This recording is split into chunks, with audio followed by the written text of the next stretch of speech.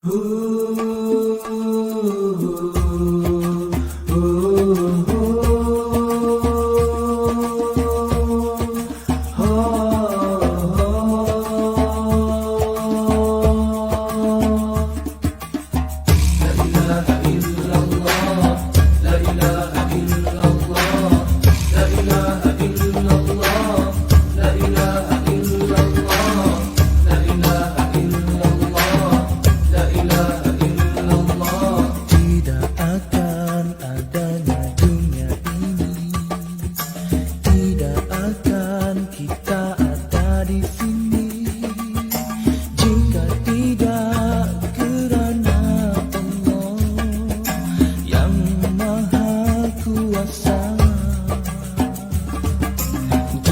Tuhan yang Maha Esa, tidak ada yang serupa dengannya.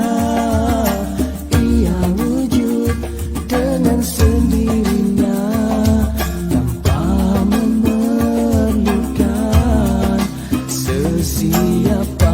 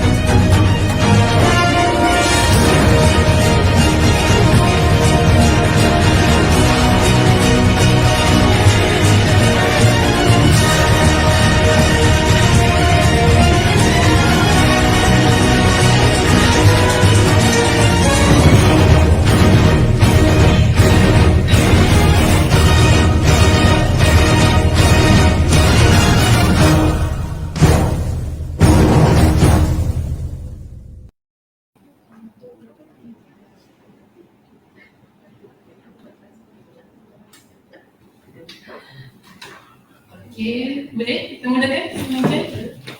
Boleh.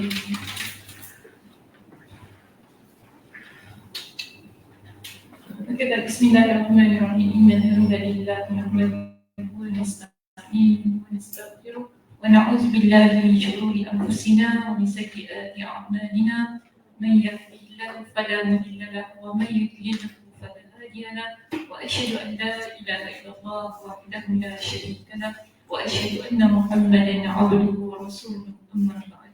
Rabbi shrah li sadri wa yassir li amri wa hlul 'uqdatam min lisani yafqahu qawli. Rabbi zidni ilma warzuqni fahma. Allahumma inna nas'aluka ilman nafi'a wa rizqan tayyiban wa 'amalan mutaqabbala. Assalamualaikum warahmatullahi wabarakatuh.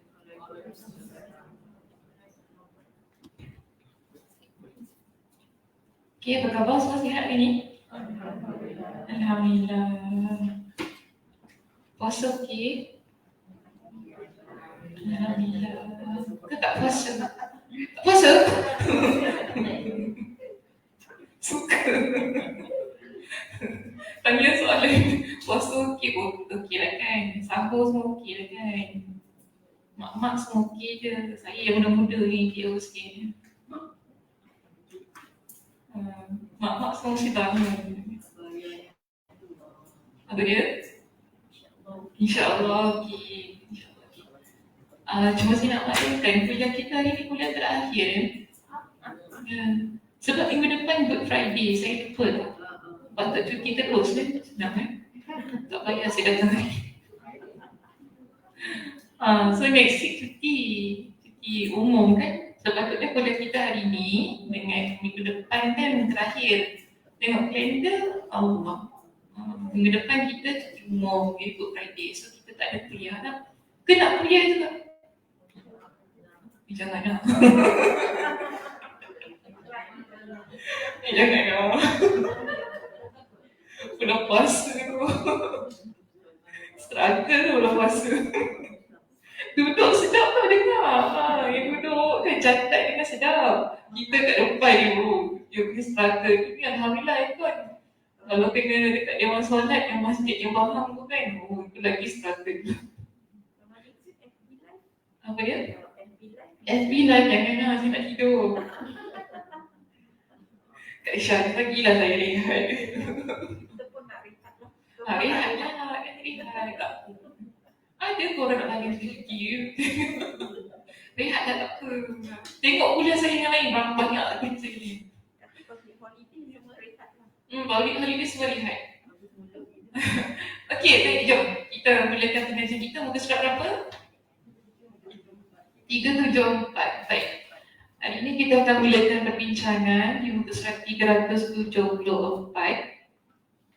tentang penaklukan As-Sus tahun 17 Hijrah. Okey, penaklukan As-Sus tahun 17 Hijrah.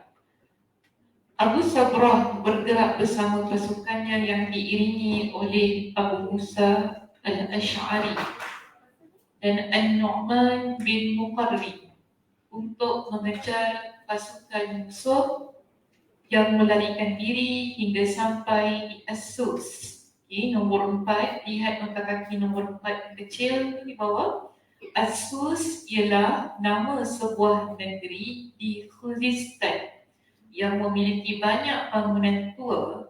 Disebutkan bahawa di sana terdapat kuburan Nabi Daniel. Wallahu a'lam.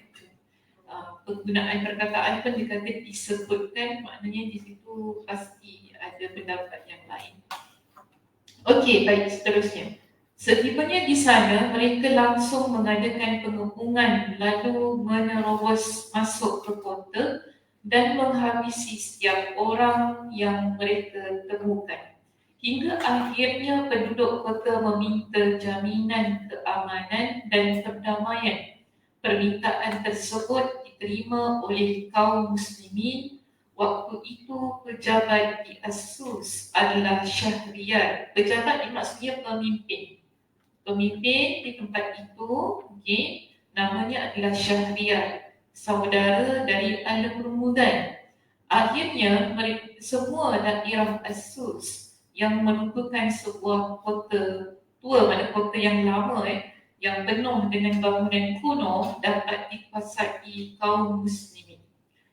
Maknanya senang je lah peperangan ni, kita tak banyak rel-rel, kita tak banyak cerita kan, tak banyak sangat tentera muslimin masuk terus dapat kuasai tempat tu. Baik, seterusnya penaklukan kota Jundai Sabur tahun 17 Hijrah. Atas instruksi Amirul Mukminin Umar bin Al-Khattab, akhirnya Abdullah bin Al-Fuqaimi, seorang sahabat Nabi SAW, berhasil menaklukkan Jundai Sabur pada tahun 17 Hijrah. Sebelumnya, negeri ini berkhianat membatalkan kesepakatan damai yang mereka buat dengan kaum muslimin. Dengan penaklukan ini, semua daerah Jundai Sabur menjadi milik kaum muslimin. Okey, sama sebagaimana di Asus, peperangan ini mudah saja, tak banyak strateginya, dan kaum muslimin dapat menaklukinya dengan mudah tanpa pertumpahan darah yang dahsyat. Baik, seterusnya kondisi Kisra dan para pengikutnya. Jadi bila kita dah baca daripada sesi lepas, berlaku penaklukan demi penaklukan di tempat ini yang akhirnya menyebabkan tentera Parsi kehilangan banyak wilayah, banyak tempat penaklukan mereka. Apa yang berlaku kepada Kisra? Kisra ni maksudnya Raja Parsi yang memimpin tempat-tempat ini. Begitu juga dengan pengikutnya. Jadi di sini dia jelaskan kepada kita, Raja Yazdikri berpindah dari satu kota ke kota lainnya untuk menyelamatkan diri. Berita terakhir menyebutkan bahawa dia bermukim di Isfahan. So dia punya situation kita lihat di sini, dia asyik berpindah randa daripada satu tempat ke satu tempat. Ada macam Arab Badui satu tempat ke satu tempat kan. Sini tentera muslimin dapat tak mungkin, dia pindah, dia lari tempat lain. Kemudian bila dia lari tempat tu, tentera muslimin dapat tak mungkin, dia lari lagi tempat lain. So kehidupan dia macam tu lah, dia lari dari satu tempat ke satu tempat. Yang kita pasti di sini pada tahun itu, berita terakhir yang kita dengar tentang dia ialah dia bermukim di Isfahan. Dan dia memimpin rombongannya yang berjumlah hampir 300 orang. Dan ramai lagi pasukan yang masih lagi ikut dia lah dalam pelarian ini, iaitu jumlahnya 300 orang. Pasukan ini terdiri dari para panglima dan petinggi kerajaan Parsi. Mereka selalu melarikan diri dari satu kota ke kota lainnya hingga kaum muslimin berhasil menaklukkan kota Tustar dan Istakhar. Panglima tertinggi pasukan Kisra yang bernama Siyah, jangan saya sebut, yang bernama Siyah berkata kepada para prajuritnya, lihatlah mereka kaum muslimin yang dahulu dalam keadaan sangat memprihatinkan dan hina. Dia kata dulu orang Islam, kaum muslimin dalam keadaan yang sangat hina, sangat yang kita kata kesian macam tu kan. Tapi dia kata kini mereka dapat menguasai seluruh daerah kekuasaan para raja-raja kuno. Setiap kali berhadapan dengan pasukan musuh, pasti akan mereka kalahkan. Demi Allah, mereka tidak mungkin di atas kebatilan. Jadi si Siyah ni, hati dia pun mula dapat menerima Islam dan kemuliaannya. Prajuritnya berkata, kami akan selalu setia kepadamu. Mereka kemudian mengirim utusan untuk memberitakan keislaman mereka kepada Abu Musa al-Ash'ari. Jadi Siyah ni antara pemimpin Parsi, dia memeluk agama Islam. Bukan dia sahaja, bila dia kata begitu kan, dia beritahu kepada tentera-tentera dia, tengok tentera muslimin ni dulu mereka tak ada apa-apa. Kan orang Arab dulu tak ada apa-apa. Tempat ni kalau terkenal kita kata Mekah Madinah je lah tempat dia kan, kalau terkenal. Jadi di kalangan orang Parsi pun lihat orang Arab pada masa tu nothing. Tak mungkin boleh kalahkan kita sebab diorang tak ada apa-apa kekuatan. Tapi pada waktu itu, iaitu pada tahun 17 Hijrah ini, membuktikan bagaimana hebatnya tentera Arab yang di kalangan tentera muslimin pada waktu itu. Jadi Siyah ni dia kata kepada tentera-tentera dia, tengok Orang Arab dulu, diorang ni kesian, tak ada apa-apa. Kita tengok dia hina. Tapi sekarang, kehebatan mereka, mereka dapat kuasai semua tempat yang mana dulu raja-raja kuno. Maknanya raja-raja kita yang lama tu, yang menguasai tempat tu, mereka dah dapat kuasai keseluruhannya. Jadi dia kata apa? Kalau kita tengok mereka ini, tak mungkin dia bersumpah dengan nama Allah. Dia kata, demi Allah, mereka semua ni tak mungkin berada di atas jalan kebatilan. Tak mungkin diorang ni semua adalah orang-orang yang salah maksudnya. Mereka ni adalah orang yang menyebarkan kebenaran. Itulah yang menyebabkan salah tempat ni. Tak tahu cik tu nak pergi mana, nak pergi sana ke pergi sini. Misalnya, okay. So kita lihat di sini, bila tentera dia dengar si Siyah ni dia peluk Islam, mereka pun ikut sekali. Mereka ikut sekali ramai-ramai masuk Islam. Jadi hal itu pun diberitahu kepada Abu Musa al-Asy'ari, dan Abu Musa al-Asy'ari pun melaporkan halnya kepada Umar bin Khattab. Kemudian Umar memerintahkan agar tiap-tiap orang dan mereka diberikan 2,000 dirham, sementara 6 orang diberikan lebih, yakni 2,500 dirham. Setelah itu keislaman mereka benar-benar baik dan memiliki peranan yang sangat besar dalam membantu kaum muslimin untuk menaklukkan anak bangsa mereka. Bahkan diceritakan bahawa mereka pernah mengepung satu benteng yang digunakan musuh sebagai tempat berlindung. Salah seorang dari mereka melumuri bajunya dengan darah lalu menjatuhkan diri tepat di depan pintu. Ketika prajurit ataupun tentera Parsi ni lihat, mereka ingatkan yang dekat depan pintu ni geng dia lah kan. Okay. Tapi saya ini sebagai taktik peperangan bahawa ini adalah salah seorang tentera mereka. Mereka segera membuka pintu benteng. Ketika pintu dibuka, orang ini melompat dan membunuh penjaga pintu tersebut. Akhirnya seluruh pasukan berhasil masuk ke dalam benteng, menaklukkannya dan membunuh para prajurit Majusi. Masih banyak lagi kisah mereka yang sangat menakjubkan. Hanya Allah jualah yang memberikan petunjuk kepada siapa-siapa yang dia kehendaki ke jalan yang lurus. Okay? Selamat. Selamat untuk tahun 17 Hijrah ni, kita akan masuk kepada period yang keempat. Ini period yang ketiga ya. Kita boleh kata penaklukan Iraq dan wilayah timur memakan masa yang begitu lama untuk ditakluki keseluruhannya. Jadi ada diberikan kepada beberapa fasa. Kita ada fasa pertama, fasa kedua, ketiga, dan sekarang kita nak masuk pada fasa yang keempat. Jadi period yang keempat bagi penaklukan Iraq dan wilayah timur pada zaman pemerintahan Khalifah Umar bin Khattab. Jadi period yang keempat ini berlaku pada 21 Hijrah. Secara keseluruhannya ia berlaku pada tahun 21 Hijrah. Dan lihatkan kepada kita di sini, pertama perbincangannya ialah menyentuh tentang peperangan dan penaklukan Nahawan tahun 21 Hijrah. Peperangan ini merupakan peperangan terbesar yang mengandungi pelbagai kisah aneh dan menakjubkan.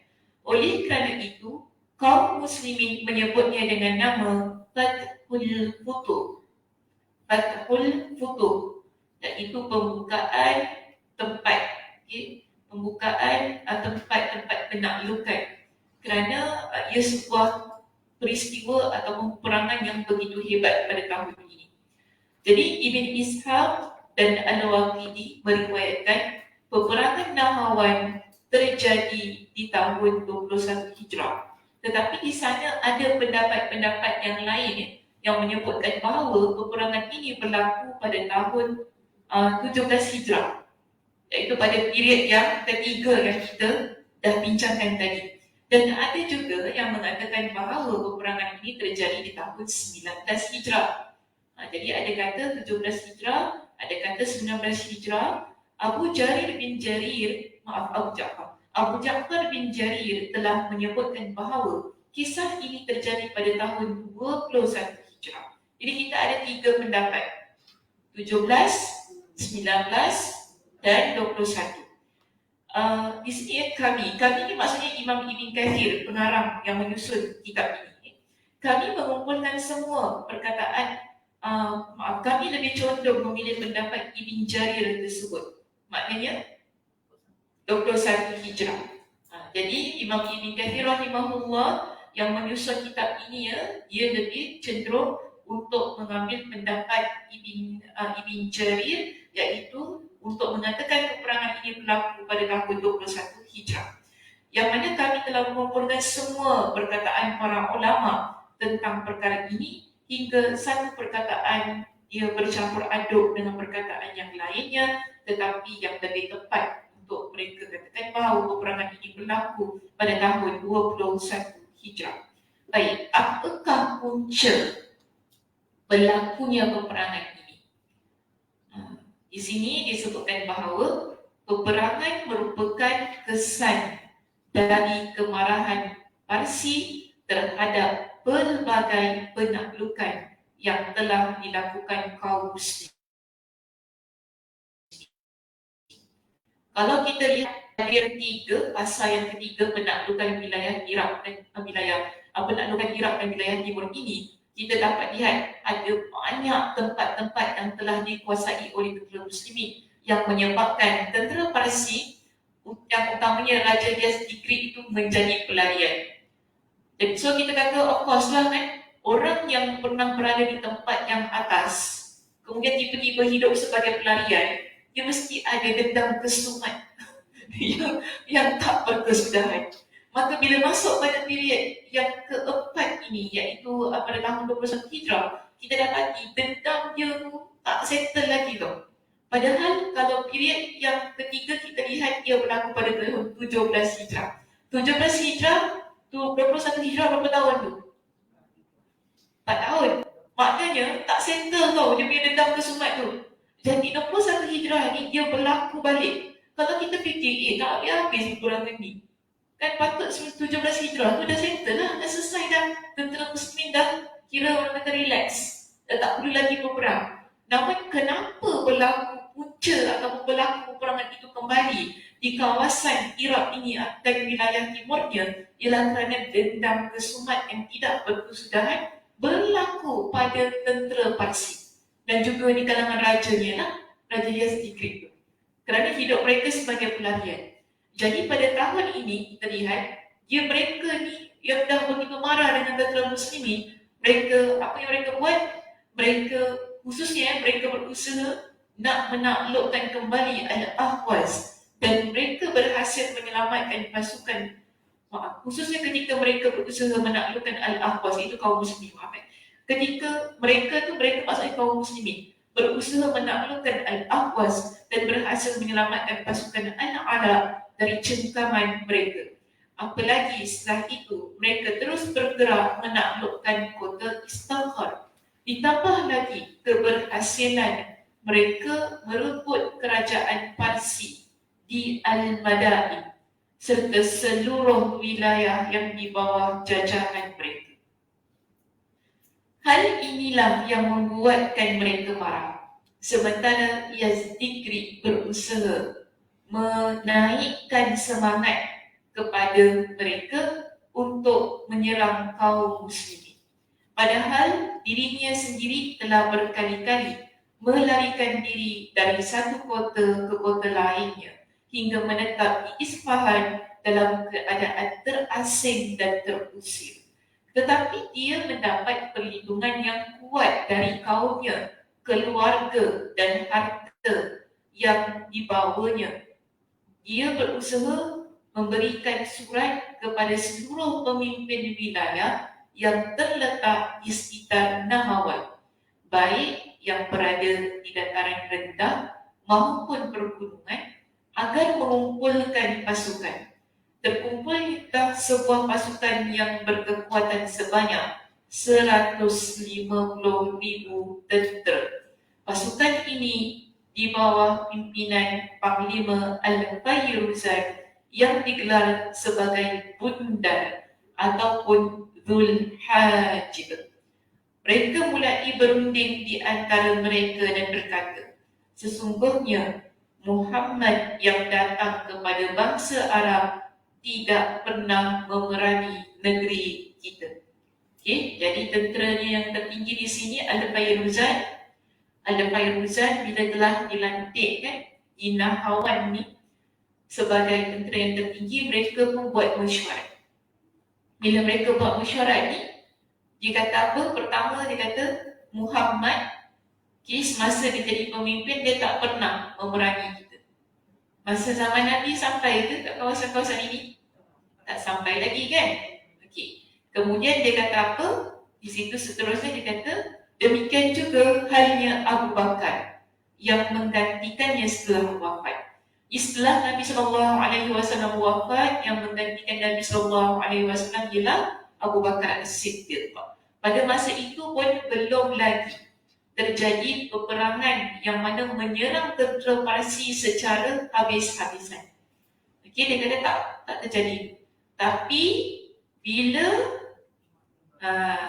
zaman Umar, dia kata apa? Bila Umar memegang kekuasaan dan kekuasaannya semakin panjang dan cukup lama. Jadi Umar ni kita lihat dia antara yang paling lama. Kalau nak dibandingkan dengan Abu Bakar, Osman, Ali, Umar paling lama. Sebab itu perluasan jajahan kita lihat ia menjangkau hampir keseluruhan tempat yang dikuasai oleh Parsi. Hampir ke semua penaklukan ataupun tempat wilayah Parsi ini ditakluki oleh Umar bin Al-Khattab. Ini yang menyebabkan tentera Parsi ni rasa, oi, macam tak boleh angsa dia. Dia ni lama sangat memerintah, dah lama sangat tempat kita habis semua. Habis semua dia takluki. Lalu dia kata apa? Semakin panjang dan cukup lama, dia telah merosak kehormatan kita dan mencaplok.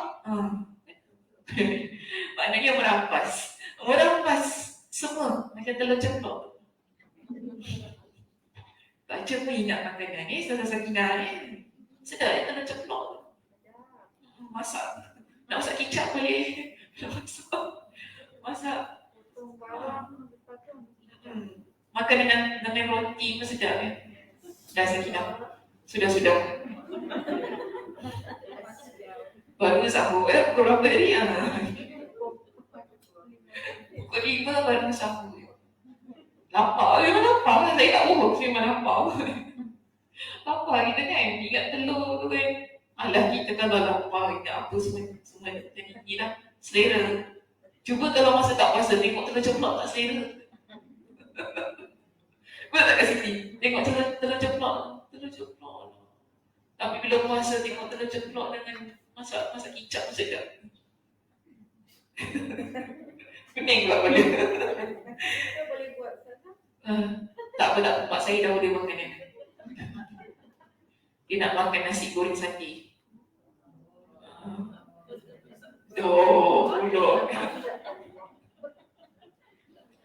Siang-siang, nanti kau orderkan aku nasi goreng istimewa yang ada sate. Sebab dia tak nak masak tadi. Tak apa dah, saya pergi. Okey dah habis kita dah masuk puasa. Nanti kan semua lauk pauk keluar kat mana. Okey, terus dia kata tidak hanya sampai di situ, dia juga memerangi kita hingga ke rumah-rumah kita dan merebut istana kerajaan kita. Dia akan meneruskan aksinya hingga dapat mengusir kita dari negeri kita. Baik, setelah itu mereka berjanji dan bersepakat akan berangkat untuk menggempur Basrah dan Kufah. Basrah dan Kufah ni tempat tentera muslimin, tempat kaum muslimin. Jadi mereka ni nak pergi serang Basrah dan Kufah dan akan membuat Umar susah sehingga menarik pasukannya dari negeri mereka. Sa'ad segera menulis berita ini kepada Umar. Jadi bila tentera Parsi ni mereka buat plan nak masuk Kufah dengan Basrah ni kan. Selama ini tentera muslimin datang tempat mereka. Selama kita bincang kan, tentera muslimin pergi tempat mereka untuk dapatkan tempat mereka. Tapi sekarang mereka plan nak pergi tempat tentera muslimin ni untuk dapatkan tempat orang Islam. Antaranya Basrah dan Kufah. Jadi Sa'ad ibn Abi Waqqas ni, dia Sa'ad ibn Abi Waqqas bukan dah meninggal? Belum lagi Belum. belum lagi. Masih hidup lagi pada tahun ni. Cuma bila kita bincangkan tentang dia, disebut sekali dah tentang kematian yang biasa. Okey. Jadi Sa'ad ini segera menulis surat kepada Umar. Bila dapat berita ni kan, orang kata kancau orang tu, dia nak surat kita ni. Kalau lah semua pergi hantar surat kepada Umar. Kemudian kita lihat di sini, bahkan dia sengaja menghadap langsung kepada Umar di Madinah untuk menginformasikan kepada beliau rencana tentera Parsi. Dia juga memberitahukan bahawa tentera Parsi berhasil membentuk sebuah pasukan yang berkekuatan sebanyak 150,000 tentera. Jadi dia beritahu kepada Umar berapa ramai orangnya menjadi tentera Parsi tersebut. Okey, kita lihat apakah persiapan yang dibuat oleh Khalifah bila dia dengar berita ini. Persiapan kaum muslimin. Perwakilan dari Kufah, Abdullah bin Abdullah bin Iqbal melayangkan surat, maknanya hantar surat kepada Umar yang dibawa oleh Qarib bin Zafar al-Abadi yang isinya berbunyi, sesungguhnya tentera Parsi telah bersepakat untuk menyerbu Islam dan kaum muslimin. Wahai Amirul Mukminin, menurut pendapatku, kita harus segera mendahului mereka sebelum mereka menyerbu negeri kita. Umar bertanya kepada orang yang membawa surat ini, siapa namamu? Dia menjawab, Qarib. Okey, nama dia Qarib. Umar bertanya lagi, anak siapa? Nama bapa siapa? Okey, Umar tanya. Dia pun berkata, Zafar. Dia berkata, anak Zafar. Umar bertafaul, iaitu optimis dengan namanya dan berkata, Zafar Qarib, iaitu kemenangan yang dekat insya-Allah. Jadi orang tu nama dia Qarib, bapaknya nama Zafar. Bila Umar dengar nama dia, Umar kata, mudah-mudahan yang bawa surat ini namanya baik. Dengan namanya yang baik itu kita akan mendapat kemenangan. Kerana maknanya ialah kemenangan yang dekat. Okey, nama lelaki ini. Setelah itu beliau memerintahkan agar masyarakat dikumpulkan untuk solat. Orang-orang segera datang berkumpul dan yang pertama kali masuk masjid adalah Sa'ad ibn Abi Waqqas. Dengan kedatangan Sa'ad, Umar menjadi lebih optimis. Beliau naik mimbar dan berpidato setelah orang ramai berkumpul. Berpidato ni maksudnya berikan khutbah. Sesungguhnya hari ini adalah hari penentu untuk esok. Aku akan memberikan sebuah perintah kepada kalian. Maka dengarlah baik-baik dan patuhi.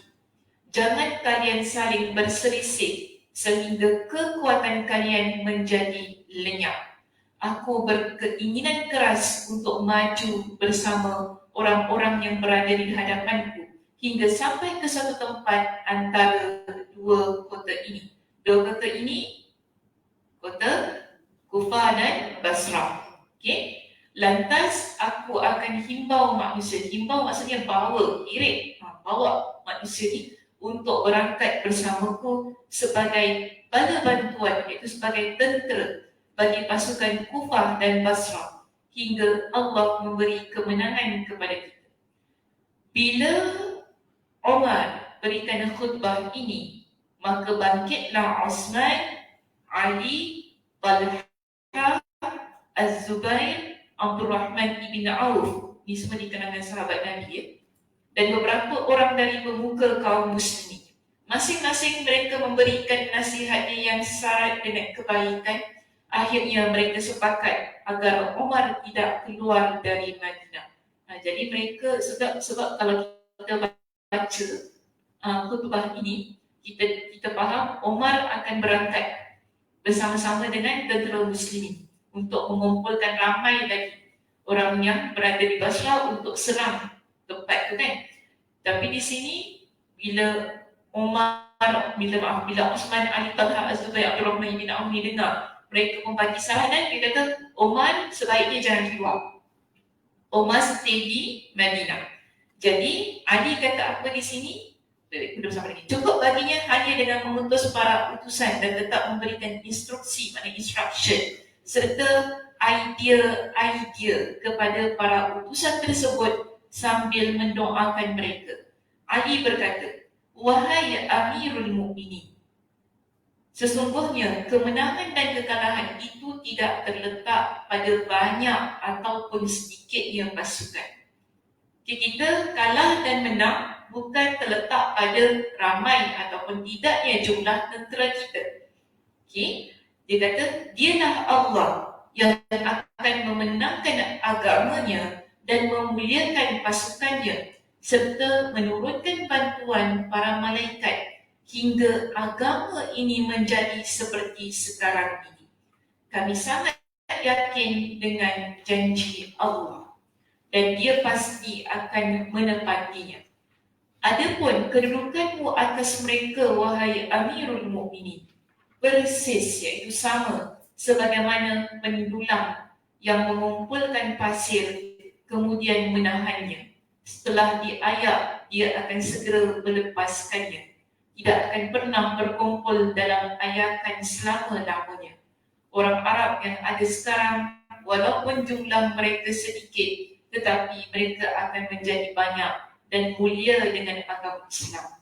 Tetaplah anda di sini, cukup kirimkan surat untuk melaksanakan idea-ideamu kepada pasukan di Kufah. Sesungguhnya mereka adalah dari para pahlawan Arab dan pemimpin mereka.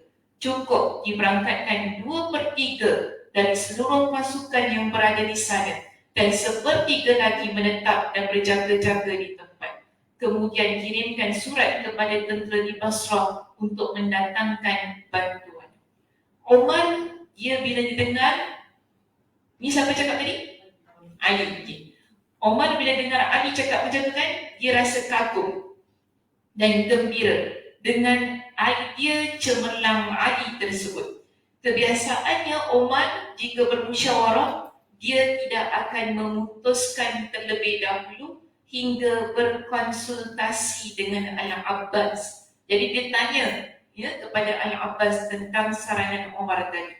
Ketika mendengar usulan ini, beliau segera mengkonsultasikannya dengan Al-Abbas. Al-Abbas berkata, wahai Amirul Mukminin, tenangkan dirimu.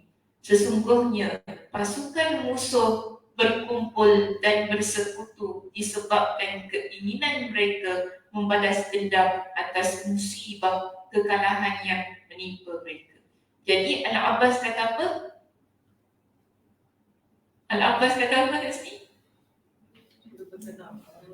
Tenang lagi. Dia cakap pasal tentera musuh di pihak musuh. Tentera musuh, tujuan mereka ialah untuk membalas dendam. Kalau tentera muslimin, adakah untuk membalas dendam? Tak. Niat kita berbeza. Ni kita tentang niat niat kita berbeza. Niat pihak musuh, diorang tu dalam keadaan yang marah. Marah yang kata berkobar-kobar, marah yang menjulang-julang ni nak musnahkan kita. Dia takkan sama dengan orang yang niatnya tenang, niatnya lillahi ta'ala, dia takkan sama. Ini sebenarnya yang Al-Abbas beritahu kepada Umar. Kemudian Umar berkata kepada pasukannya, Ali mengusulkan kepadaku agar menunjuk seorang panglima perang dari tentera yang ada di Iraq. Mereka berkata, engkau lebih faham tentang pasukanmu, wahai Amirul Mukminin. Setelah itu, Umar berkata, aku akan mengangkat seorang panglima sebagai hujung tombak ketika bertemu musuh esok hari. Mereka bertanya, siapa dia, wahai Amirul Mukminin? Umar pun menjawab, An-Nu'man bin Muqaddi. Mereka berkata, dia memang wajar, memang layak untuk jawatan ini. Sementara An-Nu'man ketika dia berada di Kaskar pernah mengirim kepada Umar sebuah surat untuk mengundurkan diri dari jawatan panglima di Kaskar. Dia letakkan kat situ Kaskar di mana? Sebuah wilayah yang luas diberi pagar membatas dibangun oleh Al-Hajjaj antara Basrah dan Kufah.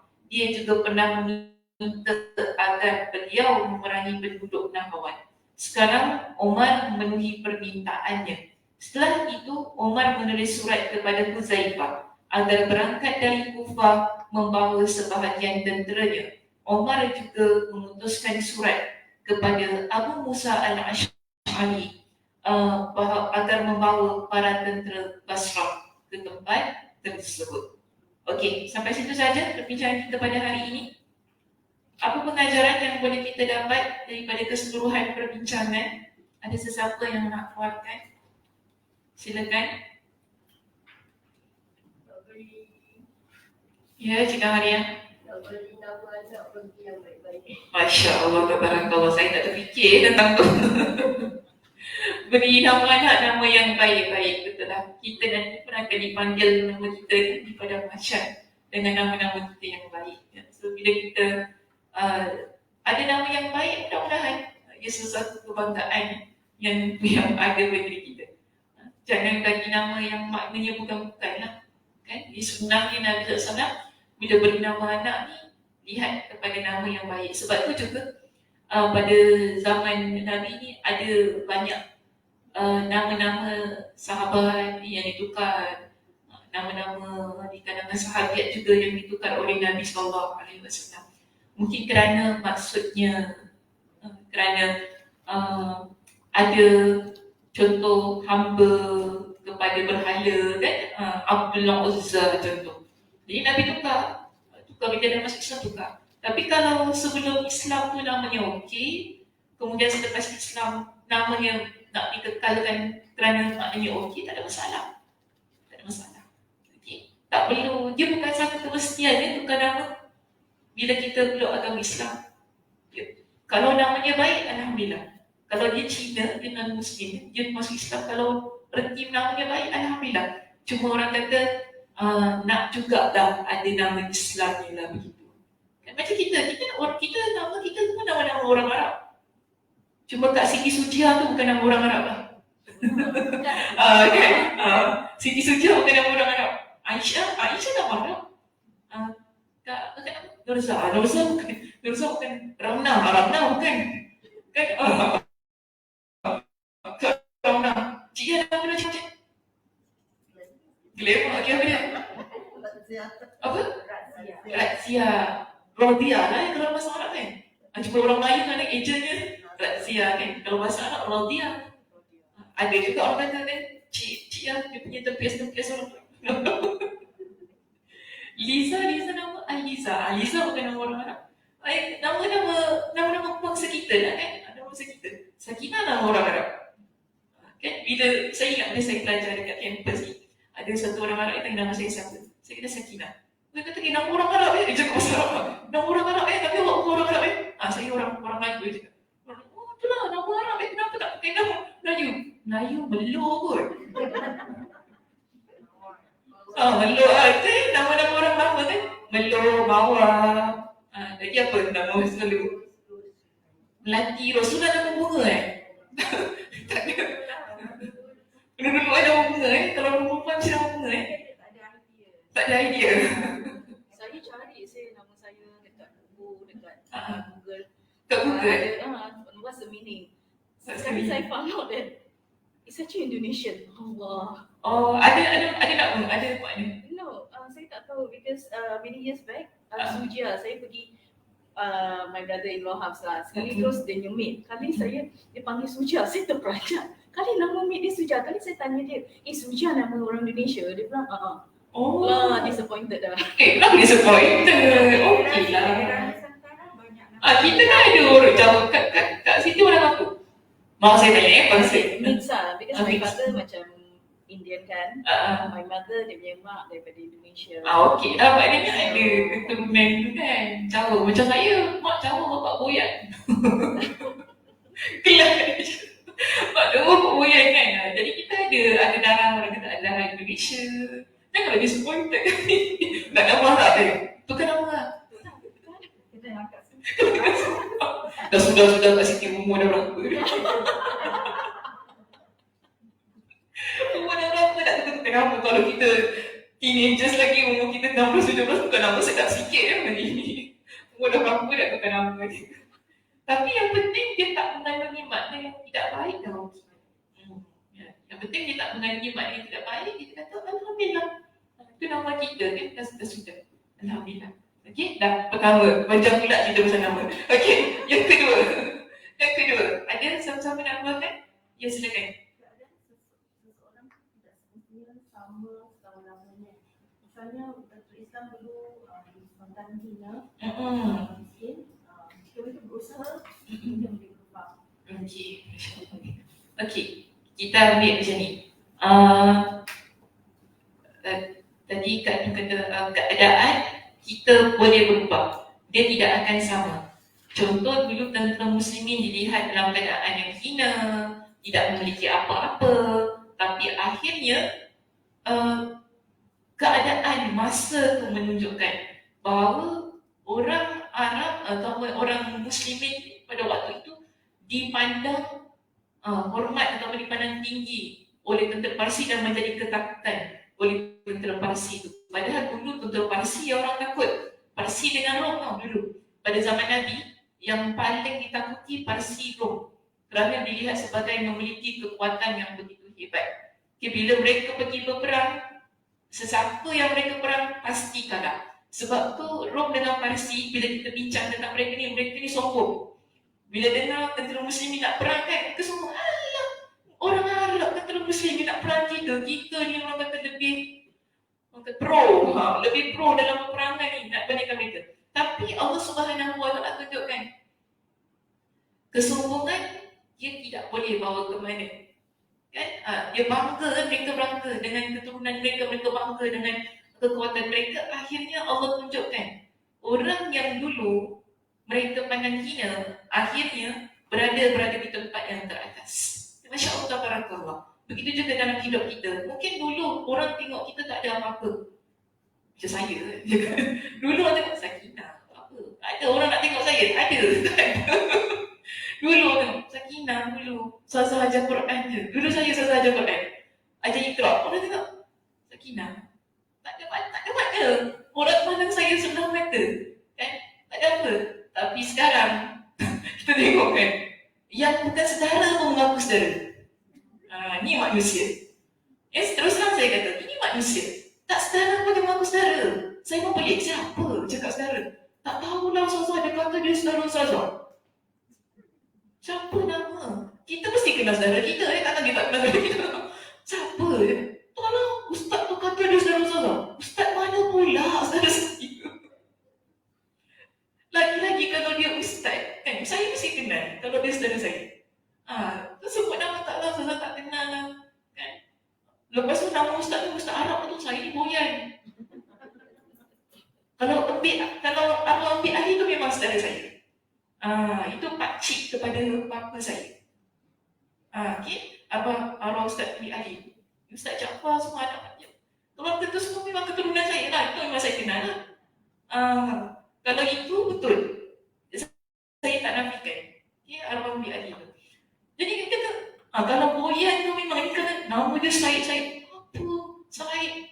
Bukan saudara saya. Terus saya kata, kan dulu orang tak pandang kita pun. Sekarang orang tengok kita kata, oh sosok Dr. Sakinah ya. Baru orang pandang. Sebab tu kita ni jangan pandang rendah kat orang. Ataupun saya nak kata kan, dulu saya dekat Kufran, mana ada orang pergi kuliah saya kat Kufran? Tengok Kufran sekarang. Masya Allah, barakallah. Dulu orang tengok saya kat Kufran, Sakinah. Apa nak pergi kuliah dia? Sekarang orang berapa lama masuk kuliah? Boleh menangis tak sampai kuliah dia. Orang boleh bergaduh kalau tak masuk kuliah saya kat Kufran tu. Kita lihat, nampak bagaimana suasana keadaan itu berubah. Kan? Orang akan lihat kita ni bagaimana situasi-situasinya. Cuma itulah, bila kita berada di atas tu macam mana keadaan kita. Okay? Adakah kita ni nak sombong, kita nak buka, kan? Jangan jadi macam tentera Parsi tu lah. Bila mereka dekat atas, bukan main sombong lagi. Kan? Tak nampak orang lain, tak nampak kehebatan orang lain. Jadi kita kena banyak muhasabah, istighfar. bila kita berada di atas. Sama juga macam tentera muslimin, kita nampak di sini. Mereka, walaupun mereka dapat menguasai tempat demi tempat, penaklukan demi penaklukan berlaku pada zaman Umar. Tetapi yang banyak diingatkan oleh Umar, yang banyak diingatkan oleh tentera, panglima-panglima tentera ni, bila mereka bawa tentera mereka, yang mereka ingatkan ialah takwa kepada Allah. Takut pada Allah. Ingat Allah. Istighfar kepada Allah. Walaupun kita berada di tempat yang atas, tak bermakna kita boleh dapat kemenangan dengan begitu sahaja. Kita mesti sentiasa, walaupun berada di atas, sentiasa rendah diri, sentiasa istighfar, ingat Allah Subhanahu Wa Taala. Bila kita takut kepada Allah, insya-Allah Allah Subhanahu Wa Taala akan bantu kita. Okey, seterusnya ada yang ketiga. Yang ketiga ada. Tadi pertama, beri anak nama yang baik. Kedua ialah bila kita dulu mungkin keadaan kita hina, dia takkan selamanya sedemikian, kita mungkin akan berada di tempat yang atas. Lihat bagaimana usaha kita dalam kehidupan ini. Ada yang ketiga, Kak Ram nak bagi apa? Macam berfikir macam ahli falsafah. Sebab saya sebut nama dia tadi ni. Ya Kak Ram. Nanti apa nak cakap? Musyawarah membawa berkat. Contohnya dalam kisah kita di sini. Masa pidato buat, Mm-mm. jadi plan dia nak bawa tentera. Mm-mm. Kemudian sahabat-sahabat dia musyawarah memberi idea supaya dia tinggal di Madinah. Jadi sebagai saat ketua tu, baru kita dengar feedback daripada Masya Allah, betul. Dah tak ada bersyarah, saya bersyarah lagi. Senang kerja saya. Tak betul lah, maknanya sebagai ketua, kita perlu dengar juga pendapat orang di sekitar kita. Kita tak boleh rasa pendapat kita je betul. Kan? Perlu dengar apa yang nak disarankan, yang nak diberitahu oleh orang di sekitar kita atau orang di bawahan kita. Supaya kita tidak tersalah membuat keputusan. Okay? Ini juga apply lah dalam kita sebagai ahli keluarga, kan? Macam kita isteri, kita tak boleh buat keputusan sendiri. Sebab kita ada suami, kita ada anak-anak, kan? Yang perlu kita perhatikan pendapat mereka juga. Kalau anak-anak tu dah dewasa lah, kan? Maknanya mesti ada perbincangan. Suami pun begitu, suami pun tak boleh buat keputusan sendiri, membiarkan isteri tak nak ambil pendapat isteri ataupun pendapat anak-anak yang sudah dewasa. So yang penting di situ adanya musyawarah. Apa pun kita buat, kita sebagai majikan ataupun kita sebagai ketua di sebuah tempat yang kita kerja ataupun kita pimpin, penting ada perbincangan supaya orang lain tidak rasa tersisih bila sebuah keputusan itu dibuat. Dan mungkin orang lain ada pendapat yang lebih baik sebagaimana tadi kan, dalam kes tadi Ali, kita ada Osman, Abdul Rahman bin Auf, mereka semua berikan pandangan mereka. Tapi yang penting di sudut pandangan mereka ialah mereka tak nak Umar turut serta dalam peperangan itu. Sebab kalau Umar jadi apa-apa dekat dia, nanti apa yang berlaku kepada Madinah? Kan? So di situ mereka kata lebih baiklah Umar dia hantarkan surat. Macam biasa lah. Biasa peperangan kan Umar selalu hantar surat bila mereka perlukan bantuan dan sebagainya. Umar berkata bantu jarak jauh lah ya. Macam tu, bantu jarak jauh. Dia bukan rawatan jarak jauh tapi membantu jarak jauh. Okey, ada yang keempat kalau ada? Cik Ya ada Cik Ya? Naik dah kening. Jangan ada perasaan dendam. Itu yang part mana Cik Ya?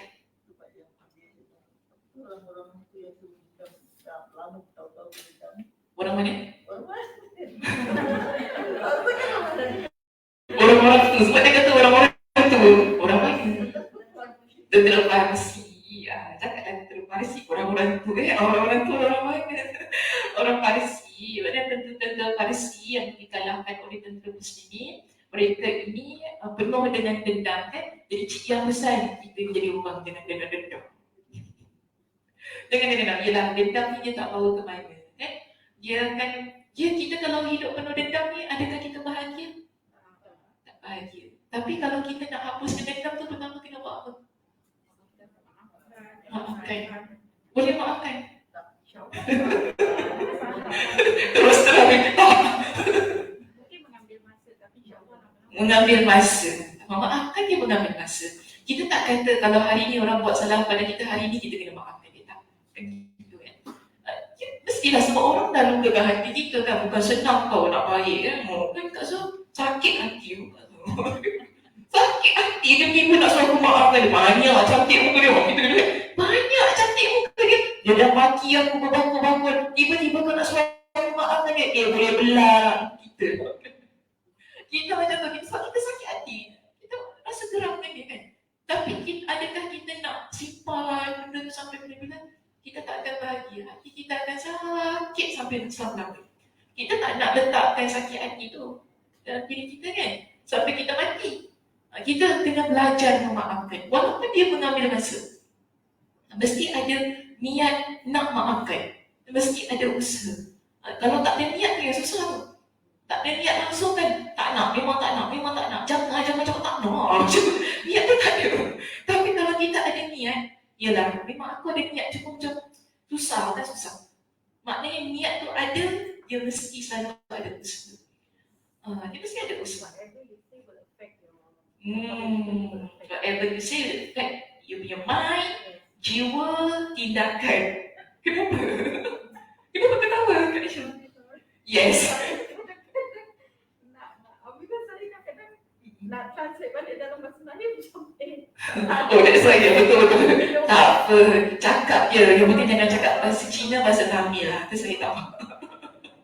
Cakap bahasa Inggeris boleh, bahasa Arab pun boleh. Saya translate je lah. Translate je ikut bahasa Melayu, dia semua orang faham. Sebab apa? It's okay. Jangan cakap sekali tak ada apa. No worries. So, bila kita cakap sesuatu kan, contoh kita kata, aku tak nak maafkan dia. Otak kita memang takkan maafkan lah. Jiwa kita, hati kita, tindakan kita pun tindakan yang orang tak maafkan. Kalau cuma,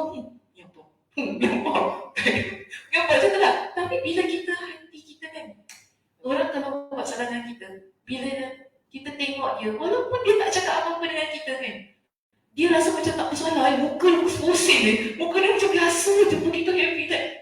Kita memang hati kita tapi sebab kita rasa, dah lah sudah maafkan. Kita akan layan dia dengan baik. Kita akan layan dengan baik.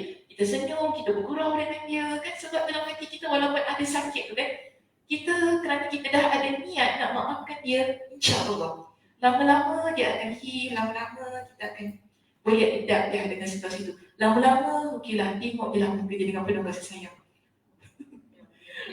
Tengoklah muka dia dengan kasih sayang. dengan empathy lah Ustazah. Kalau kita tengok orang tu, selalu kita kena tengok orang whatever it is lah dorang tengok dorang dengan penuh empathy.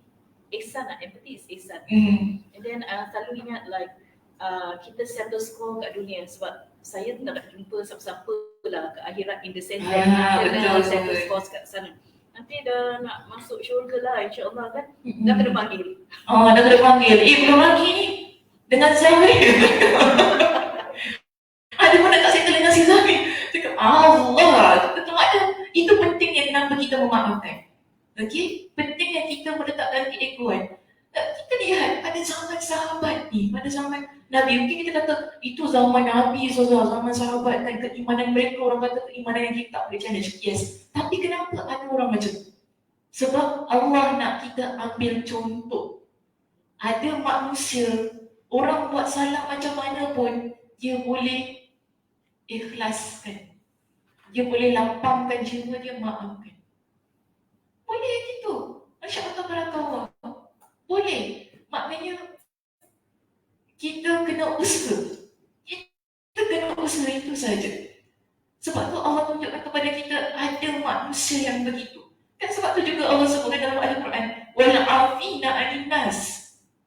Benda-benda ataupun isu-isu, hal-hal yang bawa kita, yang bawa kaki kita masuk syurga, dia bukan benda-benda yang mudah. Bukan amal yang mudah. Dia bukan semudah itu. Bila Allah kata wal'afina 'anil nas, antara orang yang masuk syurga, yang Allah berikan kepada mereka dengan syurga ialah orang yang memaafkan orang lain. Kita dengar Allah senang dia maafkan orang lain. Dia tak mudah. Tapi kerana kita buat benda susah itulah Allah hargai, Allah pandang amal tu kan. Susah ni orang ni nak maafkan orang tu dah buat salah kan dia betul. Tak Tapi dia maafkan juga. Bukan mudah. Allah pandang dia sebagai satu amalan yang baru dia kerjakan. Sebab tu kalau kita ni ada rasa dendam tadi, bersihkan. Nanti hati kita sakit. Hati kita sakit, kita tak bahagia.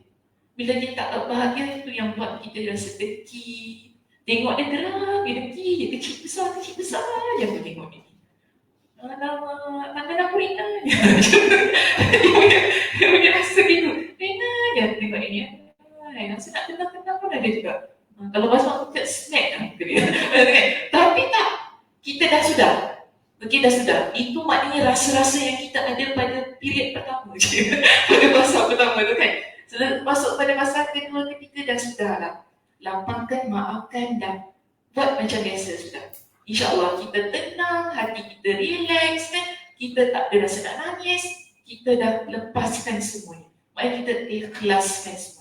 Okey, seterusnya yang terakhir daripada saya di sini, kita lihat tadi Omar. Ini macam tadi Cik Maria katakan, bagi nama-nama yang baik. Tadi kan kita ada jumpa satu perkataan yang kata Umar bertafaul. Apa makna bertafaul? Optimis. Ya, makna optimis. Berbaik sangka. Umar berbaik sangka dengan nama-nama ini. Jadi orang yang bawa berita tu kan, kerana nama dia baik, kita pun menganggap baiklah peristiwa ni. Ataupun apa yang akan kita lakukan. Tafaul ini Nabi SAW ada sebutkan dalam sebuah hadis. Nabi kata apa? La tiyarata wa khairuha al-fa'lu. Dalam hadis Nabi sebut al-fa'lu. Allah comelnya. Comel. Buat.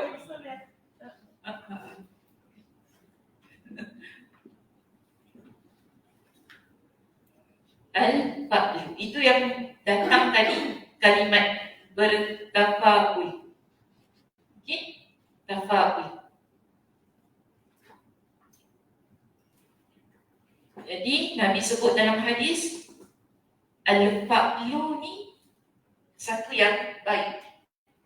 Kalau dia lawan pada tiara. Tiara apa? Banyak kali dah tersebut.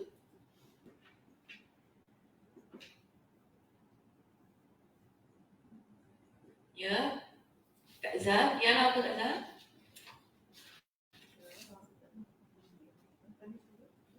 Tiara apa Kak Zah? Ngantuk ya Kak Zah? Bangun Kak Zah. Daerah yang TIAR itu baik. Oh, itu tiara lain. Ini point. Apa dia?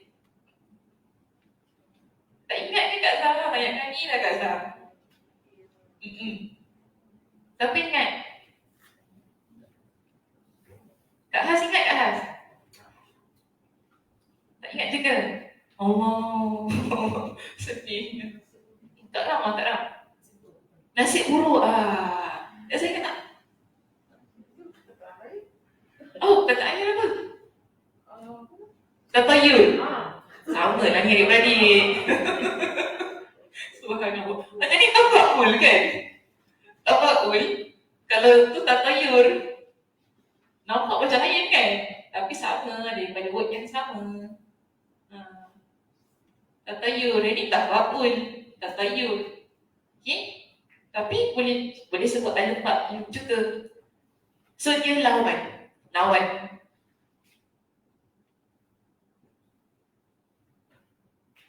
Tafaul lawan pada tatayur ataupun lawan pada tiara. Sebab tu Nabi kata apa? La tiara. Kita dalam agama kita tak ada kepercayaan kepada nasib buruk. Nasib buruk, nasib baik ni tak ada. Ni tiara namanya. Tapi yang baik ialah wa khairuhal fa'lu. Nabi kata. Yang baik dalam agama kita ialah al-fa'lu. Jadi di kalangan sahabat mereka tanya kepada Nabi, wa mal fa'lu? Qalu wa mal fa'lu? Nabi kata apa? Qala al-kalimatu salihah. Al-fa'lu ini adalah kalimat-kalimat yang baik. Yasma'uha ahadukum, yang salah seorang di kalangan kalian mendengarnya. Bila kita dengar kata-kata yang baik, kata-kata nasihat yang buat kita jadi positif, yang kita optimis, so tadilah kan, yang kita lihat perkara itu sebagai perkara yang baik, sehingga sangkaan kita pun menjadi baik. Ini dipanggil sebagai al-fa'lu. So dalam agama kita benda tu okey. Macam tadi Omar kan, adakah Omar tu lihat nama lelaki tu ada nasib baik, nasib buruk? Tak. Omar cuma nampak nama dia nama yang baik. Jadi Omar pun macam berikan sesuatu kata-kata yang baiklah menerusi nama lelaki tu. Kita tak kata, Omar tu dia tertayur ke dengan nama lelaki tu kan? Dia nampak, nama awak ni ada good luck lah. Tak ada, Omar tak gitu. Tapi dalam kes tadi, Omar bila dengar nama budak pula, nama lelaki ni kan, dia berkata kemenangannya dekat. Kenapa? Sebab nama dia yang menunjukkan kemenangannya dekat. Dia kata, daripada nama dia ni insya-Allah. Ini kata-kata baik. Macam kita jumpa orang sakit dulu kan, kita ucap perkataan yang baik. Kita mudah-mudahan cepat sembuh. Macam kan, ini dia panggil al-fa'lu, yang menaikkan semangat dia. Mungkin dia dah tak ada semangat nak baik lagi lah. Dia macam dah tak, dia putus asa dah tak boleh baik. Tapi bila kita jumpa dia, setiap kali kita jumpa dia, insya-Allah, yakin dengan Allah. Tak ada penyakit yang tak berubat lagi. Cakap gitu kan? Dia akan semangat. Ini maknanya al-fa'lu. Kita ucapkan kata-kata yang menaikkan semangat orang, kata-kata yang baik. Dan tu Nabi kata apa? Al-kalimatus salihah. Kalimat yang baik, yasma'u ahadukum. Yang mana salah seorang kalian dengar kalimat ini. So di sini, okay, yang tak boleh ialah tatayur tadi, tiara. Yang boleh dalam agama kita al-fa'lu. So jangan confuse antara dua perkara itu tadi. Al-fa'lu lain, tiara lain. Al-tiara yang tak boleh, yang boleh adalah al-fa'lu.